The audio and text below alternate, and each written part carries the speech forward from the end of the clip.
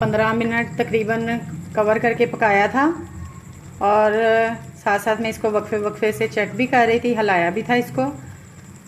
माशाल्लाह बहुत ज़बरदस्त खुशबू आ रही है। कुकिंग को दिल लगाकर पकाया करें, फिर ही जायका आता है। सब्जियां हों चाहे आपका कोई भी गोश्त हो, कोई भी चीज़ हो, दिल लगा के कुकिंग करें तो फिर ही ज़बरदस्त टेस्ट आता है। यहाँ पे मैंने आधा चम्मच गरम मसाला पिसा हुआ लिया है, वो डाल देंगे इसके अंदर। माशाल्लाह बहुत ज़बरदस्त खुशबू आ रही है। ये सब्ज़ी बहुत ही मज़ेदार बनी है।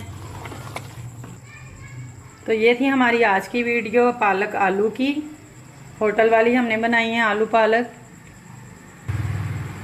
वीडियो अच्छी लगे तो लाइक करें, शेयर करें, कमेंट सेक्शन में कमेंट करें और चैनल को सब्सक्राइब कर दें अगर आप मेरे चैनल पर नए हैं।